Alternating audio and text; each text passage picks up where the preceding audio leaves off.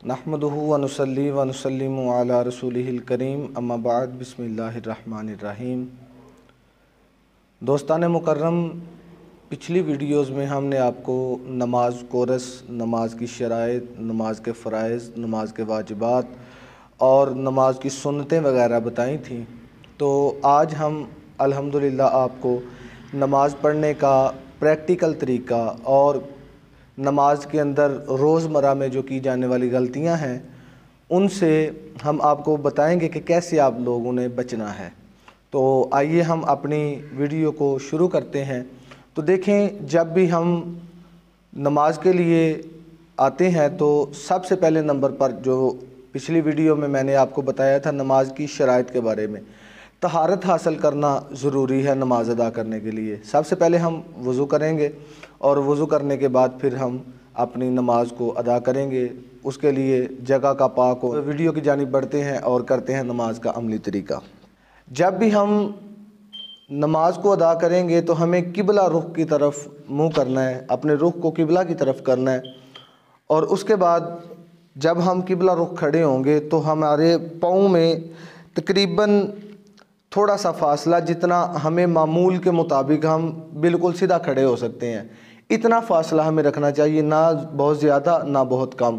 ہمیں اتنا فاصلہ رکھنا چاہیے کہ ہم سیدھے کھڑے ہو سکیں، اور پاؤں کی جو انگلیاں ہیں وہ بالکل قبلہ کی طرف کرنی چاہیے۔ اور اس کے بعد جب ہم اپنی نماز کو شروع کریں گے، نماز کو شروع کرنے کے لیے ہم اپنے ہاتھوں کو بالکل نارمل حالت میں چھوڑیں گے، اور اس کے بعد ہم کانوں کی لو، یہ نیچے جو کان کا حصہ ہے، اس کے اوپر اپنے ہاتھوں کو لگائیں گے، اور اس وقت ہماری یہ انگلیاں جو ہیں یہ بالکل قبلہ کی جانب ہوں گی، اور یہ ہمارے ہاتھ بالکل سیدھے ہوں گے، اور نارمل حالت میں آپ نے انگلیوں کو چھوڑنا ہے۔ کچھ لوگ ہوتے ہیں جو بالکل ساتھ جوڑ لیتے ہیں، کچھ ایسے انگلیوں میں فاصلہ ڈال لیتے ہیں، ایسے نہیں، بالکل نارمل حالت میں ہم ایسے نماز کو شروع کریں گے، اور ہماری انگلیاں جو ہیں یہ بالکل قبلہ کی جانب ہونی چاہیے۔ تو ہم نماز شروع کریں گے، اللہ اکبر۔ اللہ اکبر کہتے وقت ہمیں زیادہ لمبا اللہ اکبر ایسے نہیں کرنا چاہیے، پھر معنی تبدیل ہو جاتا ہے۔ بس نارمل حالت میں نماز کو شروع کریں گے، اللہ اکبر کہہ کر اپنے دونوں ہاتھوں کو باندھ لیں گے۔ دونوں ہاتھوں کو باندھنے کا طریقہ کار کیا ہے کہ یہ ہماری جو کلائی ہے، اس کے اوپر ہماری یہ ہتھیلی اس کے اوپر آئے گی نارمل جو ہے، اور یہ والا انگوٹھا اور ہاتھ کی چھوٹی والی انگلی، اس کا ہم ایسے کر کے گولدارہ بنائیں گے، اور یہ 3 انگلیاں اوپر آ جائیں گی۔ یہ طریقہ کار ہے ہاتھ باندھنے کا۔ جب ہم ہاتھ باندھیں گے تو ہمیں اس طرح ہاتھ باندھنے چاہیے۔ تو دیکھیں، ابھی ہم نے نماز کو شروع کیا، اللہ اکبر، پھر ہم نے اپنے ہاتھوں کو باندھ لیا۔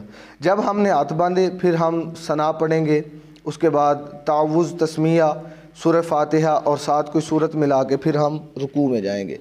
جب ہم رکوع میں جائیں گے تو ہماری یہ جو انگلیاں ہیں ان کو تھوڑا سا کھلا ہونا چاہیے، اور ہمارے جو گھٹنے ہیں ان کو انہوں نے پکڑا ہوا ہو، اور اتنا جھکنا چاہیے کہ ہمارے کمر کے اوپر کوئی شخص اگر پانی کا پیالہ رکھ دے تو وہ بھی نہ، اس سے پانی نہ باہر نکلے۔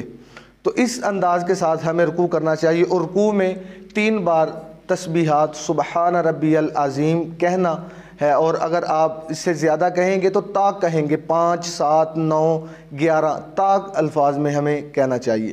تو ہم نے یہ رکوع کیا اور اس کے بعد ہم نے یہاں پر تسبیحات پڑھی، اور اس وقت ہماری نگاہ جو ہے وہ بالکل دونوں پاؤں کے درمیان ہونی چاہیے۔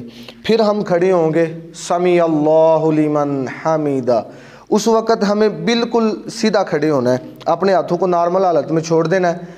تو اس کے بعد ہم کہیں گے ربنا لک الحمد، اور اس کے بعد پھر سجدے میں جائیں گے۔ جب ہم سجدے میں جائیں گے تو سجدے میں جاتے وقت ہماری 7 ہڈیاں زمین پر لگنا یہ ضروری ہیں، 2 پاؤں کی، 2 گھٹنوں کی، 2 ہاتھوں کی، اور 1 یہ، ٹھیک ہے۔ اور علماء کرام نے یہاں تک لکھا ہے کہ جب ہم حالت سجدہ میں ہوں تو ہمارا ناک جو ہے وہ زمین کی سختی کو محسوس کرے، اور سجدے میں جا کے ہم 3 بار، اور اگر آپ زیادہ کرنا چاہیں تو طاق بار جو ہے وہ ہم تسبیحات کہیں گے، سبحان ربی الاعلیٰ۔ تو ہم سجدہ کریں گے، سجدہ کرنے کا مردوں کے لیے طریقہ کار کیا ہے کہ اپنی انگلیوں کو نارمل حالت میں چھوڑیں گے اور نارمل حالت میں چھوڑنے کے بعد سجدہ کریں گے اس طرح سے، سبحان ربی الاعلی، سبحان ربی الاعلی، سبحان ربی الاعلی، اللہ اکبر۔ پھر ہم بیٹھیں گے جلسہ میں۔ جب ہم جلسہ میں بیٹھیں گے تو ہمیں اتنا بیٹھنا چاہیے جلسہ میں کہ بندہ سبحان اللہ سبحان اللہ سبحان اللہ 3 بار کہہ سکے، اتنی مقدار میں ہمیں جلسے میں بیٹھنا چاہیے۔ نماز کو بالکل آرام کے ساتھ، اطمینان کے ساتھ ادا کرنا چاہیے، جلدی میں نہیں ادا کرنی چاہیے۔ پھر ہم دوسرا سجدہ کریں گے، دوسرا سجدہ کرنے کے بعد ہم تشہد میں بیٹھیں گے۔ جب ہم اتحیات پڑھیں گے اور اس کے بعد پھر درود پاک پڑھ کے پھر ہم دعا پڑھیں گے، اور دعا پڑھنے کے بعد پھر ہم جب سلام پھیریں گے تو سلام پھیرتے وقت ہمیں اس بات کی احتیاط کرنی چاہیے کہ ہم سلام پھیرتے وقت ادھر دیکھتے ہیں، مکمل صف کو دیکھ لیتے ہیں، اور بعض لوگ تو ایسے بھی کرتے ہیں کہ آگے آگے ہو کے دیکھتے ہیں کون کون ہے نماز پڑھنے والا۔ تو سلام پھیرنے کا یہ طریقہ کار نہیں۔